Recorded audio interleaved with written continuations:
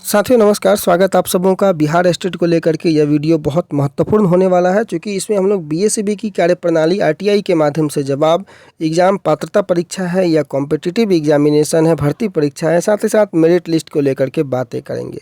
इसके अलावा बहुत महत्वपूर्ण चर्चाएँ पिछले कई दिनों से छिड़ी हुई हैं बीएसईबी के माध्यम से नियुक्ति देने को लेकर के, कि बीएसईबी अब नियुक्ति देगी, कई लोगों को ऐसा लग रहा है। उन सभी के कन्फ्यूजन को दूर करेंगे। साथ ही साथ रीट एग्जामिनेशन का कल जो है वो रिजल्ट आया है, आप लोगों ने भी अगर फिलअप किया होगा तो आप लोगों ने भी देखा होगा, उसको किस प्रकार से रिलेट किया जा सकता है, उन सभी बिंदु पर हम लोग इस पे चर्चाएं करेंगे। आप सबों को पता है कि मेरिट लिस्ट जब से बना है उस पे लेकर के विवाद जो है ऑलरेडी उत्पन्न है, और उस विवाद के कारण पटना हाई कोर्ट में कई केस हो रखे हैं। लेकिन विवाद का कारण क्या है? विवाद का कारण यह है कि बीएसईबी जो है केवल एग्ज़ाम कंडक्टिंग बॉडी है, और एग्ज़ाम कंडक्टिंग बॉडी को ये अथॉरिटी नहीं है कि वो नियुक्ति दे दे। वो रिक्वायरमेंट को लेकर के एग्जामिनेशन कंडक्ट कर सकती है, उसके अलावा वो सर्टिफिकेट वितरण करके उसे पात्र कर सकती है, कैंडिडेटों को जो है वो एलिजिबल घोषित कर सकती है। कई लोग तो इस एग्जामिनेशन को पात्रता परीक्षा मानने से भी जो है वो इनकार कर रहे थे, और जब अब आरटीआई के जवाब आया है तो गोल गोल घुमा करके लोगों को पुनः भरमाने के लिए और चंदा के जो चंदा चोरी की जो सरगना है उस सरगने को आगे बढ़ाने का काम कई लोग कर रहे हैं। परंतु चंदा चोरों और चंदा चोरी करने वाले सरगना गैंग के जो लोग कार्यरत हैं बिहार स्टेट में, उन सभी को यह बात समझ में आनी चाहिए कि आरटीआई ने स्पष्ट रूप से इस बात का उल्लेख कर दिया है पुनः एक बार कि ये परीक्षा जो है वो क्वालिफाइंग एग्जामिनेशन और पात्रता परीक्षा है। साथ ही साथ इसमें क्वालिफाई होने वाले अभ्यर्थियों की संख्या 69,581 है। रोज़ गला फाड़ फाड़ करके चिल्लाने से कि केवल और केवल मेरिट लिस्ट में जो अभ्यर्थी हैं, पिछले कुछ दिन से एक चीज़ घूम रहा था कि मेरिट लिस्ट बराबर क्वालिफाई, ऐसे लोग भी कर रहे थे कि मेरिट लिस्ट बराबर क्वालिफाई, और जो नॉट इन मेरिट लिस्ट में है वो डिसक्वालीफाई हैं। अब आप एक बात बताइए कि जो एग्जामिनेशन में 50% पर क्वालिफाइंग की चर्चाएं थी, 50% लाने पर आप क्वालिफाई कहलाएंगे, और जो कैंडिडेट अगर 80% ला करके नॉट इन मेरिट लिस्ट में है, उसको इन लोगों का यह मानना है कि वो डिसक्वालीफाई है। भारत के या दुनिया के कौन से कोर्ट में यह अधिकार है कि 50% वाले को क्वालिफाइंग माना जाना है तो 80% वाले को या 70% वाले को डिसक्वालीफाई कैसे माना जाएगा? यह बात उन लोगों के समझ में आनी चाहिए या नहीं आनी चाहिए, ये तो वो बेहतर बता पाएंगे, परंतु वो समझ में आएगी नहीं, क्योंकि वो लोग उस मानसिकता से बहुत दूर हट गए हैं। अभी दिमाग में कुछ और चल रहा है, वो उनको चलने दिया जाए। आने वाले समय में सभी चीज़ें स्पष्ट हो जानी चाहिए। परंतु यहाँ पर आप देख सकते हैं कि यह परीक्षा जो है वो पात्रता परीक्षा है। एक बार पुनः आरटीआई के जवाब में इस चीज़ों को स्पष्ट कर दिया गया। हाँ, भले ये कॉम्पिटिटिव नेचर का एग्जामिनेशन था, परंतु एग्जामिनेशन की जो स्पिरिट है उससे आप छेड़छाड़ नहीं कर सकते हैं। माध्यमिक शिक्षक पात्रता परीक्षा जिस प्रकार से एग्जामिनेशन पात्रता को लेकर के था, और उसी एग्जामिनेशन में और सरकार ने भी इसे पात्रता माना है, एलिजिबिलिटी टेस्ट माना है, और एलिजिबिलिटी टेस्ट में पात्रता परीक्षा में सीटों पर जो 37,000 सीटें हैं उनमें आपका राइट नहीं होता है, कभी नहीं होता है, भले ही आप 150 में 150 नंबर क्यों ना ले आए। क्योंकि इसको कंपैरिजन कैसे करेंगे? तो कंपैरिजन आप रीट की एग्जामिनेशन से कीजिए। आपको पता है कि कल रीट का रिजल्ट आया है, उसमें टॉप 3 जो कैंडिडेट हैं, आपको पता होगा कि टॉप 1 में, टॉप 2 में मैं आपको दिखाऊंगा, टॉप 3 में इनकी चर्चाएं लगातार मीडिया में लेकर के और खबरों से लेकर के अखबारों तक भी आया कि भाई टॉप 3 में जो कैंडिडेट हैं उनको 148 से 149 नंबर प्राप्त हुआ है। परंतु अगर आपने देखा होगा, निदेशक महोदय जो कि माध्यमिक शिक्षा के हैं कल राजस्थान के, स्पष्ट रूप से उनका कहना है कि इस आधार पर, इस परीक्षा के आधार पर जो है इनकी नियुक्ति संभव नहीं है, नियुक्ति करने का अधिकार इनके पास नहीं है। आगे जा कर के जब मेरिट, फाइनल मेरिट जो बनेगी, इनके एकेडमिक के मार्क्स को भी जो है उसमें कंसीडर करने के बाद फाइनल मेरिट तैयार किया जाएगा। हो सकता है कि जो यहाँ पर टॉप 1 रैंकिंग में है उनका एकेडमिक मेरिट कम होने के कारण टॉप 10 रैंकिंग में जो लड़के हो, जो नीचे हो, उनका एकेडमिक ज़्यादा होने के कारण उनकी बहाली या उनका नंबर पहले आ जाए, इनका नंबर बाद में आ जाए, ये पॉसिबिलिटी है। तो पात्रता परीक्षा में नियुक्ति को लेकर के आप जो है वो कंसीडर नहीं कर सकते हैं। वो केवल एक पात्र बनाया जाता है आपको कि आप आगे की प्रक्रियाओं के लिए एलिजिबल हो जाएं, और उसके लिए भी एक परसेंटेज तय किया जाता है कि 60% लाने वाले को उनको भी जो है वो पात्र घोषित किया जाता है, 50% लाने वाले को उनको भी जो है वो पात्र घोषित किया जाता है कैटेगरी के अनुसार। जिस प्रकार से राजस्थान में जनरल के लिए 60% था, उसी प्रकार से बिहार में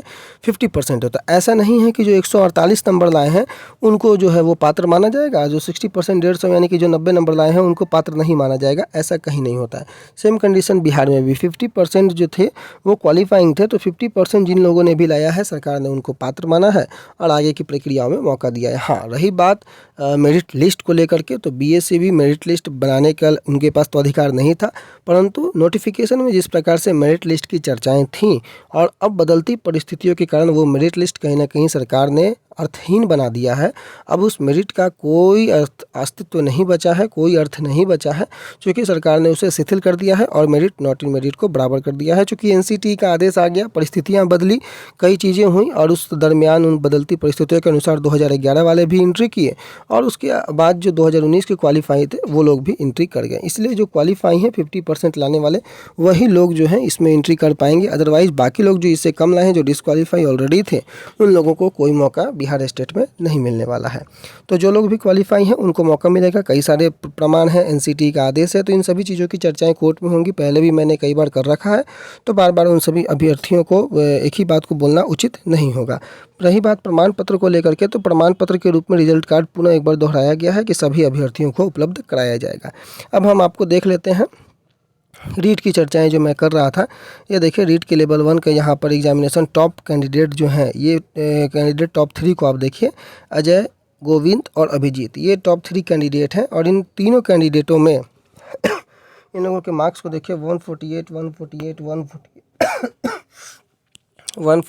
मार्क्स इन्होंने 150 में प्राप्त किया है। परंतु इनकी अंतिम जो मेरिट बनेगी, इनकी अंतिम मेरिट जो है जी राजस्थान में जाकर के आप देखेंगे तो इनके निदेशक का इंटरव्यू भी आपको चल रहा है और अंतिम मेरिट जो होगी वो एकेडमी के मार्क्स को भी कंसिडर करके जो है इसमें तय किया जाएगा। उसके बाद इनकी बहाली होगी। लेकिन यह कहना कि पात्रता परीक्षा में, स्पष्ट रूप से उनका यह कहना है कि पात्रता परीक्षा में लोगों को बस अधिकार है, जो एग्ज़ाम कंडक्टिंग बॉडी है उनको अधिकार है कैंडिडेटों को पात्र घोषित करने का और उस पात्रता के आधार पर आगे की प्रक्रिया में वे कैंडिडेट शामिल हो सकते हैं। रही बात बिहार स्टेट को लेकर के, मैंने इसको क्यों दिखाने का प्रयास किया, चूँकि मैंने इसलिए दिखाने का प्रयास किया कि भले ही ये अदर स्टेट का मैटर हो, परंतु है ये एलिजिबिलिटी टेस्ट और एलिजिबिलिटी टेस्ट की जो स्पिरिट होती है वो स्पिरिट क्या कहती है कि केवल पात्रता जो है वो बांट सकते हैं, आप नियुक्ति नहीं बांट सकते हैं। बीएससीबी के द्वारा बनाया गया मेरिट अगर अंतिम मेरिट है तो उस मेरिट के आधार पर आपको नियुक्ति की डिमांड करनी चाहिए। आप सर्टिफिकेट की डिमांड ना करें, आप नियुक्ति की डिमांड करें और उसी मेरिट के आधार पर आपको नियुक्ति मिलनी चाहिए। मामला कई हाईकोर्ट में लंबित है, पीआईएल से लेकर के रीट तक सारी चीज़ें जो हैं वो हाईकोर्ट में लंबित है। जो निर्णय आएगा वो सबको एक्सेप्ट होगा, परंतु रीट के एग्जामिनेशन का रिजल्ट जिस प्रकार से आया है, अब कई लोगों को यह समझ में आने लगा है कि पात्रता का मतलब क्या है और पात्रता का जो स्पिरिट होता है उस स्पिरिट के तहत सीटों पर अधिकार किसका होता है और किसका नहीं होता है। रही बात एलिजिबल कैंडिडेट की, तो क्वालिफाई कैंडिडेट जो हैं, जो 50% से ऊपर लाए हैं, सरकार ने उन्हें पात्र माना है और सरकार के द्वारा पात्र माने गए सभी कैंडिडेटों को जो आगे स्टेट 19 के 7th फेज की जो बहाली होने वाली है उसमें हिस्सेदारी मिलेगी, 100% मिलेगी, इसमें कहीं से कोई डाउट नहीं है। इसलिए इन सभी बिंदुओं को ध्यान में रखते हुए आप सभी से आग्रह होगा कि किसी प्रकार के भ्रम जाल में ना फंसे और चंदा चोरी के जो सरगना लोग हैं, जो कि प्रोफेशनल ठग जो लोग हैं, जो कि अपने सारे काम को छोड़ करके केवल अभ्यर्थियों के मन को ठगने में और बहाली को डिले करने में लगे हैं, उन सभी लोगों से बचने का प्रयास करें और उन सभी लोगों को ज़रूरत है कि आईना दिखाएं कि भाई अब आपकी ज़रूरत बिहार स्टेट में नहीं है। फिलहाल के लिए इतना ही।